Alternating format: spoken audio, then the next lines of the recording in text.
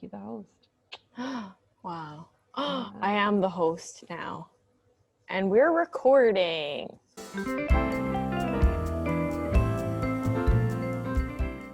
Welcome to this week's Read This Next with Laura and Nicole. She's back. I'm excited because the other two were great, but I missed you.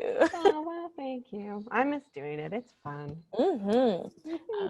Okay, so our topic this week, we are broadly doing graphic novels. I'm sure another time we'll probably do a deeper dive into like a specific genre of graphic novels, but this one is more general.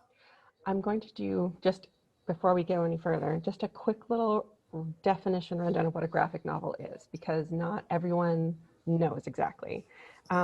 So graphic novel, it's a little bit misleading because it doesn't even necessarily mean that it is a novel. What it's referring to really is the format, and what that format is basically a story that's being told with, with pictures and text. It's as basic as that. When comics started becoming more mainstream, some authors wanted to be taken more seriously, and a way to do that was by calling it a graphic novel because it sounds fancier. And people thought, well, comics are like Archie comics or newspaper comic strips, so we need to call it something else so that people know that we're special and important. And it did work. So it's sort of it was more of a branding thing, but really when it comes down to it, anything that is telling a story with like a story with pictures and text, it is a comic, bottom line. So it really is more of a format than anything else. So what that means is that there's graphic novels that are nonfiction, like quite a few of them, and there's graphic novels that are biographies, graphic novels that are like textbooks, and like there's all different kinds. So it's really that's an important thing to remember with graphic novels, is that it's not necessarily going to be a novel story. It may be something else. Yeah. I tend to just call them comics these days. Take away the stigma of comics. It's a comic. That's okay. Comics are great. It's like capital L literature versus fiction. Right? It's the fancy pants. Yeah. Calling it a graphic novel, but it's okay. It's a comic, and that's okay. It's a comic. And you know what? Archie comics are pretty good. I would qualify those as graphic novels. If people are like capital L literature, everything's good. Archie comics have they have some real longevity. They do, and they have some serious storylines nowadays. Like, have you read the Kevin Keller one? Like, they're good. They are good. Anyway, so that's just before we get going. If you think, graphic novels or comics, this isn't going to interest me at all, we suggest that you stay tuned, because there's quite a lot more to the format of graphic novels than you may be aware. There's every genre within graphic novels they just got more pictures. That's all. You'll like it. All right, so let's hop into our highlights. I think yours is first, so you can get started. Okay. So the first one, it's actually, there's more than one book, but that's okay. It's because it is a series. I have book 2 here and book 3. Book 1 is actually currently checked out. And what this is, it's a biography, autobiography, because it's written by the man whose life it is, but then he also wrote it with 2 other people. He has an illustrator and someone else as well. And it is about the Congressman John Lewis. He was an American congressman he passed away in the summer. And you may have heard about it at the time. He was a really well-known civil rights leader, had been involved in all sorts of, basically the entire civil rights movement from the 1960s. And through his life had experienced so many different things and helped improve so many things in America. A really significant life and really interesting life. And so you can read all about it in these biographies. I don't believe he wrote, I may be wrong, I don't believe he wrote a full prose autobiography. So this might be the best way to learn about his life. If you're interested in the civil rights movement in the States, this is a really great place to start. Very entertaining and also very informative. So that's my first highlight. I love it. Our second highlight is actually it's classified as a children's graphic novel, but that doesn't mean the themes and the topic aren't appropriate for everybody of all ages. Like Lumberjanes, for example, is a children's graphic novel, but it's for everybody. Everybody should read it. But the one that we're highlighting today is called El Defo by C.C. Bell. And it's really cute. Here's the cover. I'll insert it there. So all the characters in it are bunnies, and it's based off the author's, loosely based off the author's real experiences. So I'll just read it. Starting in a new school is scary, and even more so with a giant hearing aid strapped to your chest. At her old school, everyone in Cece's class was deaf. Here, she's different. She is sure the kids are staring at the phonic ear, the powerful hearing aid that will help her hear her teacher. Too bad it also seems certain to repel potential friends.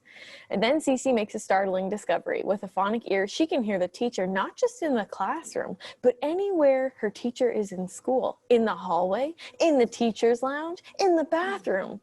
This is power. It's cute, right? But the funny thing about being a superhero is that it's just another way of feeling different and lonely. Can Cece channel her powers into finding the thing she wants the most? A true friend. A true friend. Yeah. So it's about superheroes and being deaf and getting a hearing aid, which is pretty cool. And it's the images look really whimsical, like not like cartoony, like not like Batman cartoony. They look more like gentle, which I kind of like. Yeah, there's kind of been, there's a real movement in the graphic novels for kids towards memoirs. There's tons, there's so many good ones. So if you have young people in your life who enjoy Raina Telgemeier's books, she wrote Smile and Guts, and Sisters. This is another good one that they would probably enjoy if you wanted to pass their way. Mm-hmm. Those are all good ones too. Oh, They are. There's lots of good stuff. Shall I do my other? Yes, please. Highlight? Okay. So this book is gigantic. Ooh, that's a thick book. That's a telephone book. It is. And it's called My Favorite Thing is Monsters. Right? I love it. Doesn't it look fun already? Mm-hmm. This book came out a couple years ago and won a bunch of awards. It won 3, I believe, Eisner Awards, which is basically the comic industry's Oscars. Mm-hmm. It was nominated for a Hugo. It's a mystery, and it's really gorgeous. I just wanted to show you that there's like full page spreads. So this is someone being murdered, so maybe I won't go that. Quickly. It is a mystery, but so you can see that there's like full page spreads, and then there's ones that have more what you think is a traditional graphic novel. This is someone who really uses the whole page to tell the story instead of just it being broken up into different panels. When it's something that is like significant or important, you can tell because it's going to take over the whole page. Like really uses all aspects of the graphic novel format to tell the story, which I always think is really interesting.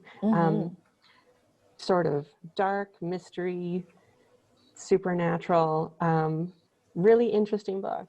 And I'm sure, not quite like something else you've read before for most people, but definitely worth reading. That's by Emil Ferris. And very, very, very well respected in the graphic novel comics community, that book. And a real delight. A delight. A delight. Speaking of well-respected books, the one that I was going to do was American Born Chinese, which is, I'll throw the cover up here because I didn't bring the book, but it's by Jean Luen Yang. I read this one I can't remember what the class was called, but in university we did like a graphic novels course, and it's really good. It's about this kid named Jin Wang, and he moves to America and gets a new school, and he's not really fitting in because everyone has these stereotypes that they believe are true about Chinese people. And the comic also introduces another character who is his cousin, who is a very clearly a caricature of all these stereotypes that people have decided are going to be what Chinese people are. And then it also includes like the Chinese folklore about the Monkey King. I think I talked about this like 2 weeks ago about how I don't know. I think the Monkey King's cool. So I'll just read you that part because that's where I forget a little bit of the plot. Okay, so born to rule over all the monkeys in the world, the story of the Monkey King is one of the oldest and greatest Chinese fables. Adored by his subjects, master of the arts of Kung Fu, he is the most powerful monkey on earth. But the Monkey King doesn't want to be a monkey. He wants to be hailed as a god. So that comes into play. It's like 3 storylines kind of going and merging together at the same time, which is really cool. And they have parallels and then they meet. But the stereotyped Asian American, his name is Chin Ki, and he's ruining the main character's life, whose name's Danny. Sure. Yeah, so these 3 apparently unrelated tales come together with an unexpected twist in a modern fable that is hilarious, poignant, and action-packed. And this one has won a lot of awards, or at least been nominated for them as well. It's good. Read it. And he has some other ones too, the author, that are also apparently very good. I haven't read them, but he's got a lot going on. He's very good at what he does. He was recently one of the ambassadors for children's literature. Okay. So yes, quite big deal, big name. And he's also an own voices author, right? Mm-hmm. He is a Chinese American writer. So pulling from his own experiences. That happens a lot in graphic novels. It really does. Yeah. I wonder why. Someone study this and then in the comments give us a thesis and like a full 5-body paragraph essay about why this happens. Or I'll go look it up on JSTOR later. One or the other. Yeah. I think that was it for our highlights. I believe that is correct. So let's go into the recommendations. All right. Our personal recommendations. I'm going to ask you to go first because mine kind of builds off of yours a little. Sounds good. I originally was going to recommend Romeo and or Juliet by Ryan North, and then Patience told me that that's not a graphic novel, and I was like, but it has pictures in it, and she's like, it's not a graphic novel. And in the library we don't classify it as a graphic novel, but go read it anyway because it's great. It's a choose your own adventure Romeo and Juliet, or you can read the real thing. It gives you both options. It is delightful. Just to make it more complicated, that is a hybrid. Yeah, thank you. Okay, so I wasn't wrong. I could have used it as my recommendation. We'll include it. We'll include it. Yes. Okay, so check that one out. Yeah, and I think that one's by Ryan North, but Noelle Stevenson does the art. Yeah. That wouldn't surprise me. Mm-hmm. She does Lumberjanes and Nanoma too. Yes, Did I pronounce that right? Nanoma? Nimona. Oh. Yeah, that's how it's spelled. Nimona kind of rhymes with Ramona. That makes sense. I have read that the entire time in my head. It was Nanoma. That's harder to say. I know. I was like, why would she write this as the name? I did that with Hermione too. Oh, yikes. Okay, so my first one is, I guess my only recommendation, aside from the highlights, is called Step Aside Pops, which is Hark a Vagrant number 2. Oh, you pulled it. Oh, I did pull it. Yes. Step Aside Pops. Really Look at that sassy lady. She has another one, which I think is called Hark a Vagrant. Do you have that one too? Yeah. Sure do. I really liked both of them, but I read the second one first. Yeah. And I think I liked it more than the first one. It's basically, for people who haven't read it, they're really short, like 1 page, sometimes a few pages, panels of usually funny retellings of classic literature. Yeah, The Secret Garden. See, there you go. Panels in this one. Yeah, classic literature or like Sherlock Holmes. I think Nancy Drew. Nancy Drew, Oh, there's some and really good like Nancy Drew ones. American like famous people as well, and they're so funny.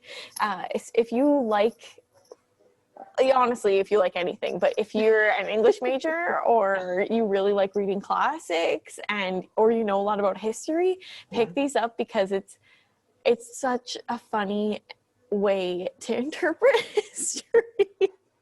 But yeah, check them both out. We have both of them, We obviously. do. I don't think she's written any. Oh no, she has kids' books. Yes, she's also done some kids' books, and I believe she has other projects she is working on. I love it.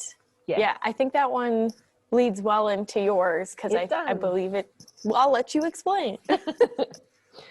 So I was looking at different comics, which one I wanted to talk about, and I thought I would talk about a whole bunch by grouping them in a category. So if you spend any time at all on the internet, on Facebook or any social media platform, you'll notice that there's lots of comics that tend to travel around. Often, some that are strips, but also a lot of like one panel, simple comics. And many of those webcomics are published in collections, in actual print collections. And we've been buying some of those. And Hark a Vagrant was originally a webcomic. I believe it is still actually archived online. You could read through the whole thing if you. But why would you do that when you could read it in a book? Support your library. It is there. Yeah, so there's a few different comics and styles that you've probably seen before. This author, Liz Climo, Yeah. this book is called Lobster is the Best Medicine, and they're really cute, sweet little comics about friendship between animals. And just cute little drawings. I love that.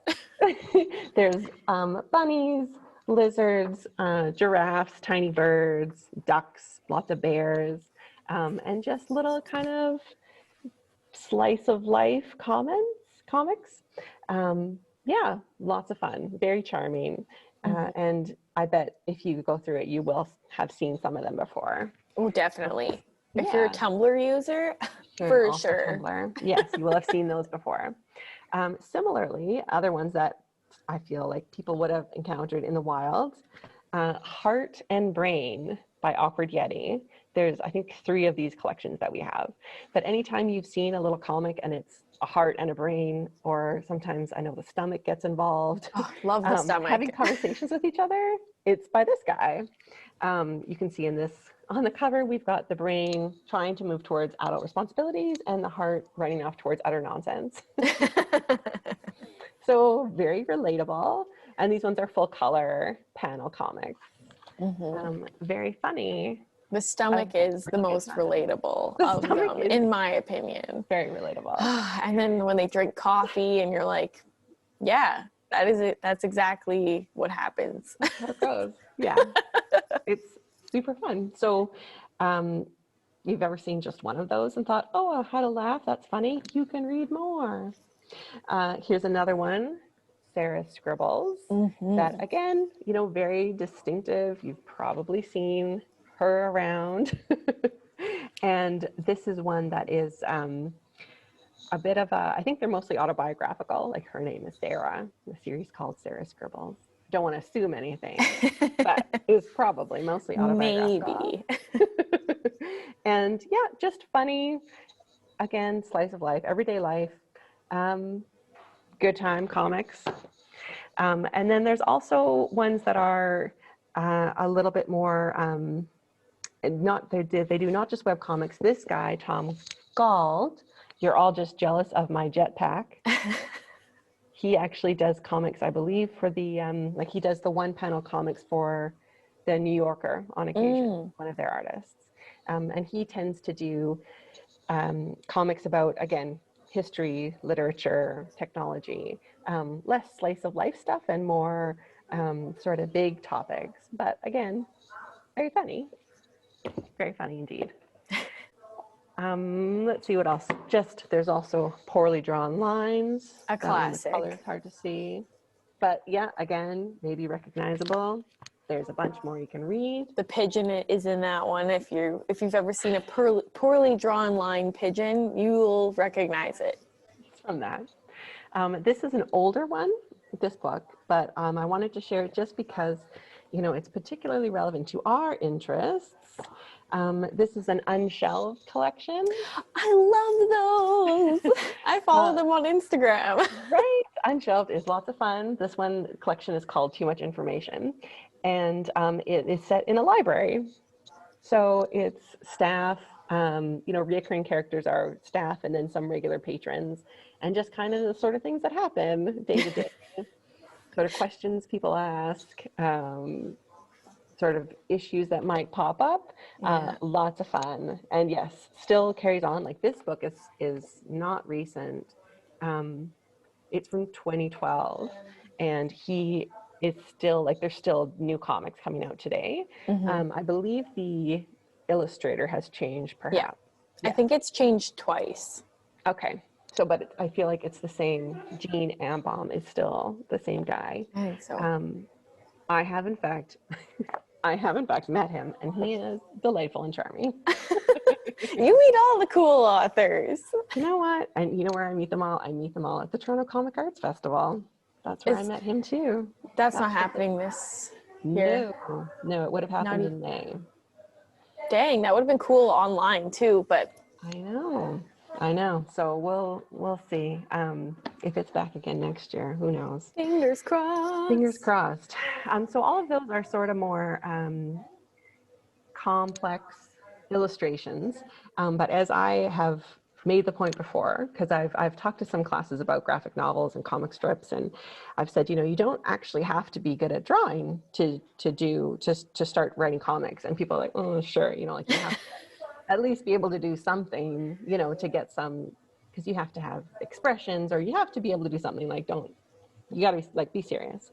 And I say, no, like you really don't have to be good at drawing. Yeah. This is a comic. There's another one. It's all stick figures. I love it. Figures. And surprisingly expressive. Stick figures with no faces. So there's not even that coming on them. He does also do some other, you know, here's a graph, and that's a comic. It's marked profanity usage by cause, and the big chunk of the graph is from Mario Kart. Mario Kart gets really competitive. Yeah. So yes, you don't have to be a good artist to start writing comics. And this is another comics artist that in certain circles of the internet you would definitely have seen. He has a really famous one where someone has a room full of those kids play balls, you know, and you can like jump into a playpen. Well, ball pit. There you go. There's a word for it. It's a ball pit. He's got a really famous one where you like open the door to an apartment, the stick figure does, and it's full of those little balls.